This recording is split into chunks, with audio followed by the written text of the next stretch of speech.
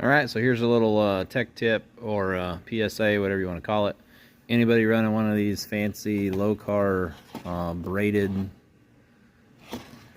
wire dipsticks, they tell you in their little instructions that you pretty much shred getting out of the package to run the lower dipstick tube extension on these to keep it out of the crank. Well, most times, I mean, if you're replacing one of those shitty metal dipsticks, you're not going to have the oil pan off of it and be able to install that lower sleeve. So what I do, or what I didn't do on this one, and now I'm going to do, is put a bend in that cable.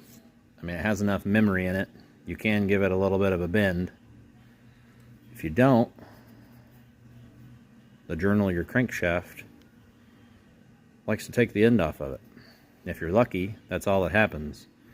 Could suck that chunk up in your oil pump and destroy an engine. Could just wrap it up in the crank and then have shit going everywhere inside the motor. But if you put a little bend in it, I mean, you know how many quarts of oil are in it from when you do an oil change. You can figure it out pretty easy. This just gives you a view of where you're at in the pan with it bent. And as long as you always put it back in the same spot, same orientation, use your little set screw as your indicator, you can keep it out of the journals of the crank. Obviously you can see if that's straight, it lays right in on the journals, right on the counterweights. So pretty easy to tell how that gets nipped off of there. So that's it. It's pretty easy.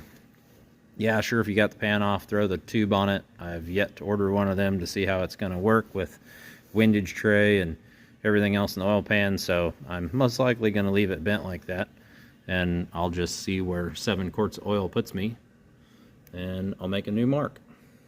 But yeah, that's how shit goes south on these things when you throw one of those fancy little block mounted dipsticks in.